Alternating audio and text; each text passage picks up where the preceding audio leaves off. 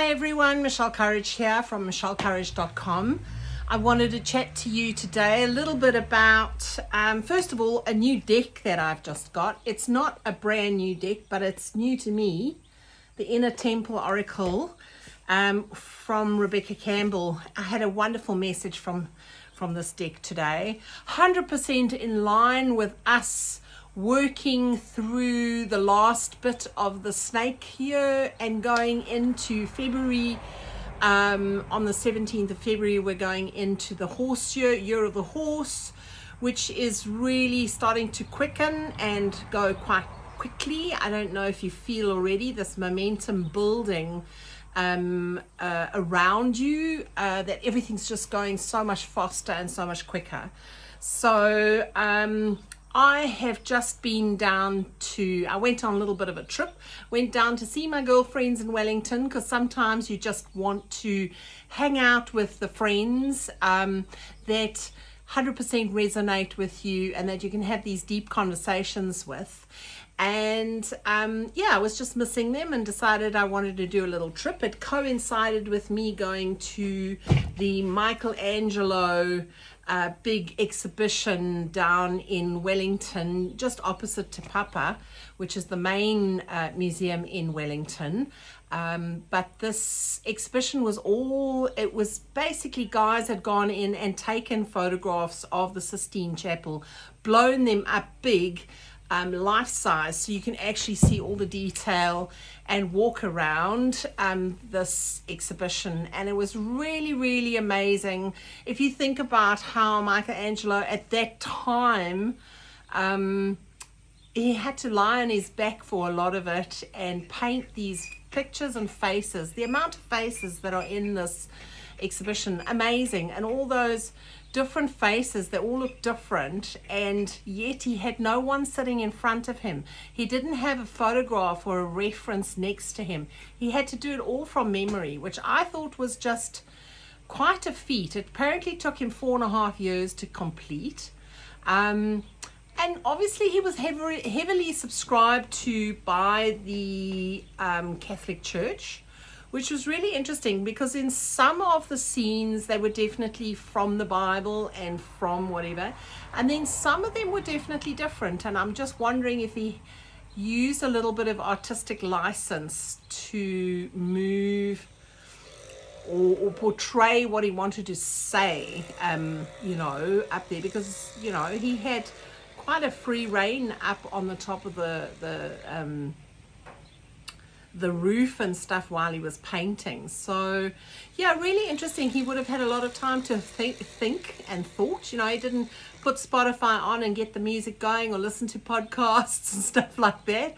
It's quite a solitary undertaking. So it was really it was a really interesting exhibition to go to. It did trigger me quite heavily. It brought back my schooling, because I attended a convent, and brought back that whole very structured,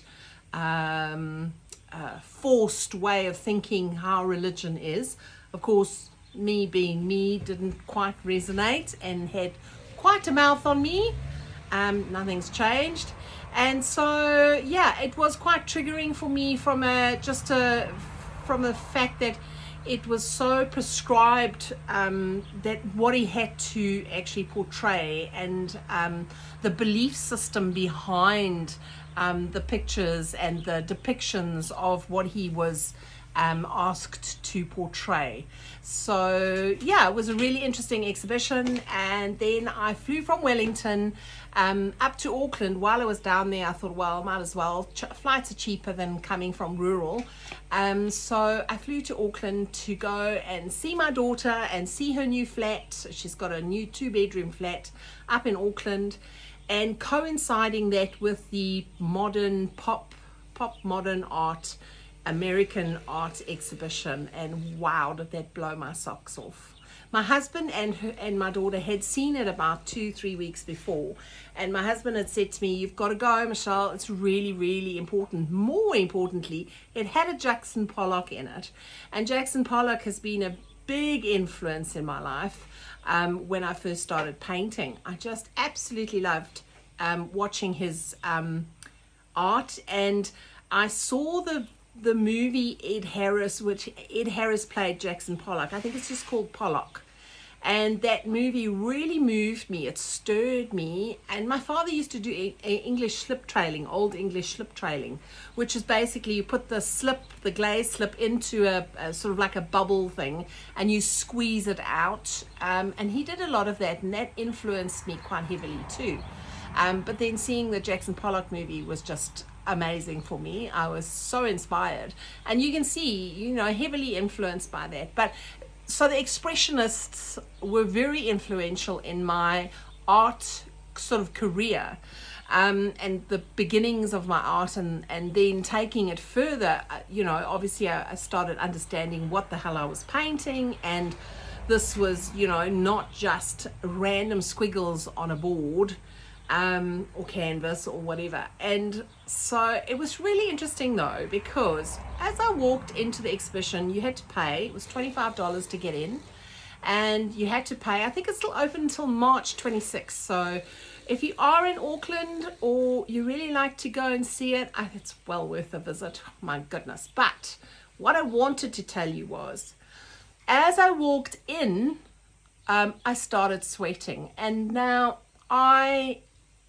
often when I start working and I'm working with clients, or I'm working in front of one of my paintings, I start getting quite hot.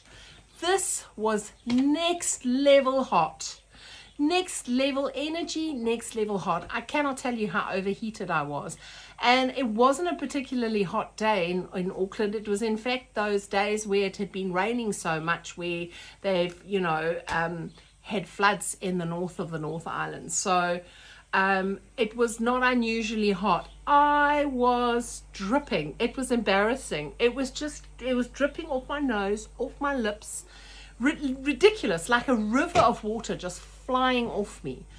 And every time I stood in front of a painting, I just got more and more hot. At one stage, I was so uncomfortable, but I pushed through just to walk around each painting, because there was Rothko, and there was a whole bunch of other artists that I didn't recognize, but I recognized that style, that beautiful energy around their artworks, that freedom, that expressionism.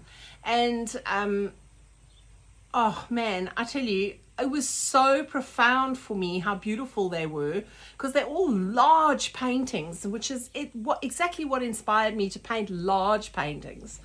And some of them were like 2 meters by 2 meters, just amazing, incredible, and in such beautiful condition, and obviously being put into collections and then lent out to these traveling exhibition.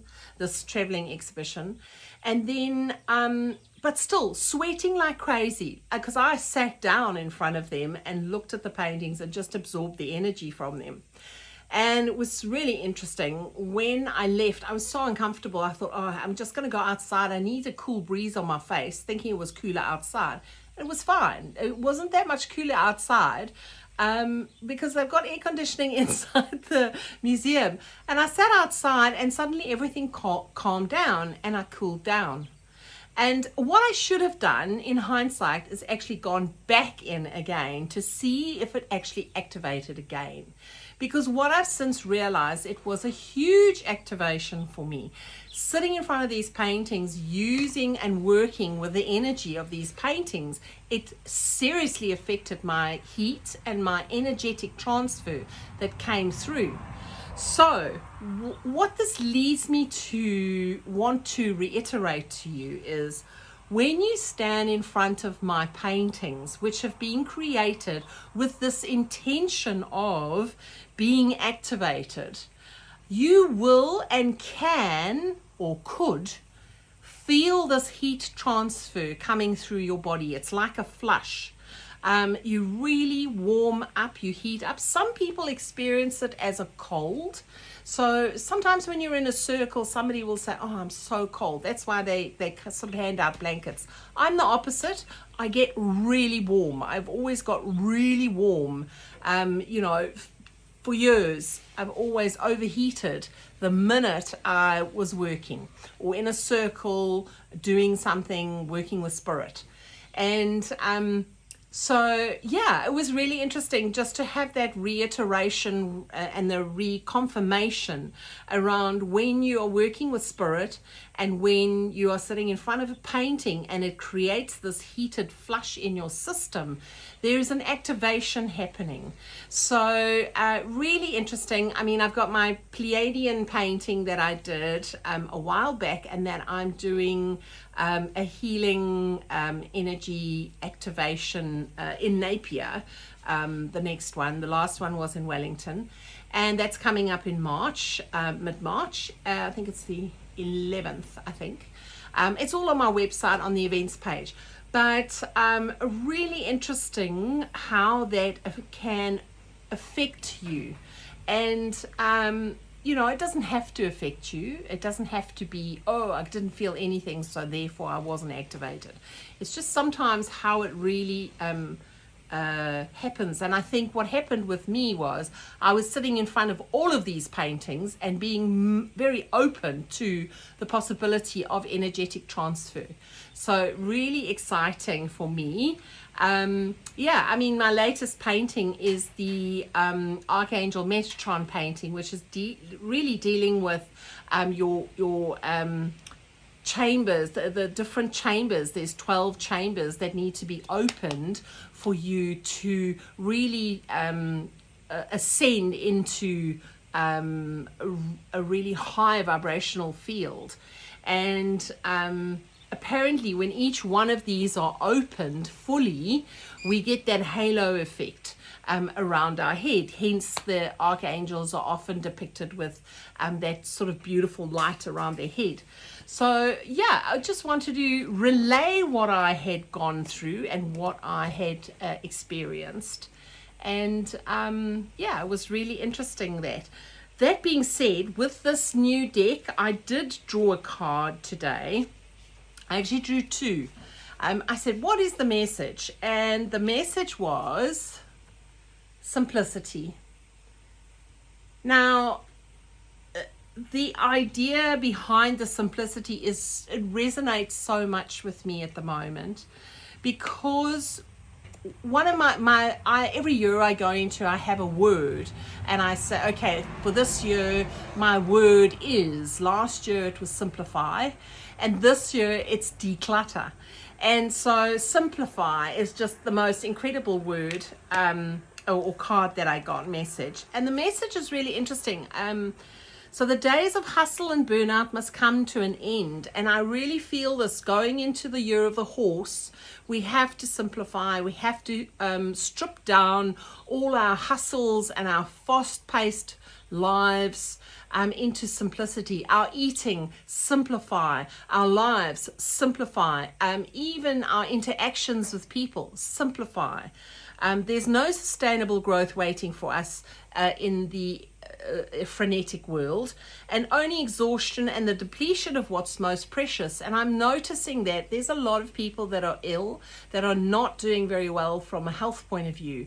And I really believe that is the outcome of a frenetic lifestyle. We are not meant to be like that. If we are to absorb the beautiful light codes that are coming into the planet right now and raise our vibration, we have to make time for more stillness. It's not a question of, oh, well, I will do it when. We have to do it now. And what we're being asked to do will be shown that this is the way forward, 100%. We're going to be seeing that the ones who are going slower, who are taking their time, are going to be, it's just more sustainable, put it that way. So those who choose potency over mass production, heart over head, slow over driven, will be the ones who flourish and lead. And that was such a beautiful confirmation. So release all the time wasting, energy wasting, and resource wasting. While in the past they got you ahead, now as we enter this new quickening paradigm, they'll become less and less productive and effective. And I really believe this. The days of, hustle and trying to sell this and making as many videos as you can and putting them on, I believe that we are going to really start seeing the slowdown effect. Not only is the economy slowing down, and that is for our own benefit, for us to simplify our lives. The whole earth is in a process of rejuvenation, and those who are not prepared to go with it and accept this and slow down and rethink their whole strategy into life are going to struggle with the pace. Even though the horse is a fast-paced year, we are going to only cope if we are quiet. If you are busy and flapping around in the saddle while you're riding a very hot horse, the saying is hot horse, which means the horse is really bouncy and around, you are going to come off. You're going to fall off that horse, because a horse that is hot needs a quiet, steady rider. And I know I rode horses all my life. I rode hot horses and I rode calm horses. And the way to calm a horse down is to calm your body down. So when you went to a show and you were naturally stressed and tense, your horse was naturally extra stressed and extra tensed, extra spooky, extra whatever. And because I did dressage, in dressage, you needed to have a really calm, quiet atmosphere and a very calm rider to get the best out of your horse and the ride. That is how you approach this new year. So you'll be rewarded for simplicity, praise for potent authenticity, and be the creative, the human, the mystic, and the dreamer. Don't succumb to feeding the more machine. Don't waste the seeds you came here to plant. And I really believe that we are being called to slow down massively. So if you're in a fast-paced lifestyle, please, I urge you to look at your lifestyle and decide, I'm changing things. If every weekend you're out there and you're gunning it like crazy and you don't give your body time to rest and just quiet and still, after you've had a massive fast-paced work week, you are going to have many things tell you to slow down, and it'll more than likely be your health. In the next few years, we are being urged to slow down. So my friend and I have this saying, go slow to go fast. And when you go slow, you have the time to have a look what's happening, what's coming at you, and you have the time to be discerning about what you want to try and achieve. So it says here, don't succumb to the feeding of the more machine. Don't waste the seeds you came here to plant. Peel back the unnecessary outgoings. Keep things potent and free. I definitely believe that I think people are going to be planning less long term ahead, because you're just not going to be able to, because things are changing so quickly. The world is changing so quickly. So once again, don't get caught up in the whatever's happening. Oh my goodness, it's going to change everything tomorrow. Probably not. It'll be changed, but it won't be what you think it was, because it's going to change at such a rate, such a fast rate. So anything that traps you, disconnects you from the sacred pulse of life. I think feeling a lot more allowed to be freer. So freeing up your life so that you're not so, I used to plan ahead for a year, and I'd go, okay, fine, I'm going to do so many things in the year, and I'm going to do circles, and I'm going to do this and that and the next thing. And now I honestly am allowing the universe to show itself to me when is the right time to do this. It's still quite hard to do this kind of work because we do need to plan for things. But just lighten the reins around that. Your energy, your life force, your love, your time are the most valuable forces. Protect them and treat them like the precious resources they are. Yeah, I mean, I used to pop out and visit people and just on a whim do this and that. And I'm purposefully asking myself, do I really need to do that? Do I really need to go out to the shops today? No. Do I really need to buy that? No. Yeah, lots and lots more wholesome stuff.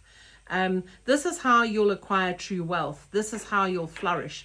This is how you'll receive deep soul satisfaction. This is how to truly live. So the soul inquiry, Rebecca Campbell always asks the soul inquiry. The question is, what in your life is overcomplicated or draining your energy? It may be people. So all I can say is spend less time with those individuals and more time, if you want to spend with people, more time with people that are calmer, that fill your cup, that are maybe slower paced and enjoying their life in a more relaxed kind of manner. I love spending time with my animals. I love spending time barefoot outside in the garden. And how can you make things a little simpler? Really, really think about how to make things simpler in your life. It's so interesting when we go to the shops, there's such an abundance of stuff to choose from. And when you start growing your own food, you realize how simple your life can become. The real things that you really are needing to eat are all grown right now at this time of year. So it depends on what time of year, and everything gets really simple. I've grown a massive amount of baby marrows, which like zucchinis and stuff this year, and it's flourishing in the garden. It's absolutely going crazy, the amount that I have. And so that is what we've been eating for the last month. Whatever we are eating from a meat point of view, and then adding the baby marrow and adding a salad obviously with that. So eating what I have, what I grow, it makes life a lot simpler. The fruit that I have, the fruit that I can access that's organic from friends and roadside stalls, it's current, it's grown here in New Zealand, it's got the vibration that we need from a Earth's point of view as well. It's so important to slow our lives down and understand that this is what we're needing for. That trip to the farmer's market on a a Sunday morning or a Saturday morning is vital for your fullness of your health, rather than rushing around the supermarket like a crazy person going, oh my goodness, half the stuff in the supermarket is not actually viable. I mean, I am not actually needing to buy that much from the supermarket. I mean, the bill is still high, let's not kid ourselves, but yeah, I'm really trying to simplify my life and simplify my buying habits, even with clothing. Understanding I have got way too many clothes. I don't need to wear all those clothes. I don't wear all those clothes. And I'm really being much more mindful around what I'm buying, where it was made, how was it made, is it mass produced, presents, making homemade things. And I know this sounds very sort of like, what do they call them? Doomsday preppers. I'm not a doomsday prepper. I'm just trying to simplify my life and simplify the way I go forward. Growing some teas of my own. I have some in my studio available, for people who want to pop in and say hi and buy some stuff, who are in jobs and they can't really grow all the stuff and variety. But that's what our neighbors are here for, because some people are really good at growing certain things. I'm great at growing baby marrows. This year I have struggled with spinach, but I've got friends who grow spinach like crazy. I know I used to grow spinach in Wellington like it was mad. I mean, I had these massive big clumps of spinach. We didn't know what to do with all the spinach we had. And here I seem to really struggle with the spinach. So I think it's the heat, but So yes, simplify your life. The second card that I got was from this deck was the Chamber of Protection. And it was again calling it's a call to go more inward. So don't place your attention outside yourself, focus it within. The more you look to external sources to guide, nourish, validate, or affirm you, the more likely you'll feel off kilter. So yeah, understanding other people have got their own unique blueprint that they're following, and it may not be your proper sort of calling that you're supposed to do, and understanding that all the answers are within us. It's not about religion. It's not about who you believe in and, oh, I'm a Christian, oh, I'm a Muslim. It's not about that. It's about understanding that within us is this absolute truth that we need to tap into, this wisdom that we've got innately in us. Many see energetic protection as a sort of defense, something they need to be wary of. But if you take looking after your sacred space into your own hands, you get to decide who enters it, much like the guard bee, a natural born protector who decides who will enter the sacred space of the hive. And yes, sometimes we have family members or friends that really disrupt our wonderful, softer, way of being that we can operate in. And I'm just saying, at that point, when you reach that point where you don't need that noise anymore, it's a lot easier to step off the buzzy sort of loud noises area and just cool and calm, and less time with the people that just disrupt your energy field. So it's an invitation to resource yourself. You can do this by connecting with source and the earth, doing whatever you need to do to replenish and take care of your own needs. And as you get deeper and deeper into your spiritual journey, you will need more time in the garden, more time in nature, and quieter. I guarantee you that, because you're not going to find the answers on the outside. You're going to find them inside. So you're being called to tend to your energy and energetically prioritize yourself. And I can't state this more profoundly and so strongly, is take care of yourself. In the next few years, the freneticness of our lifestyles is going to be super telling.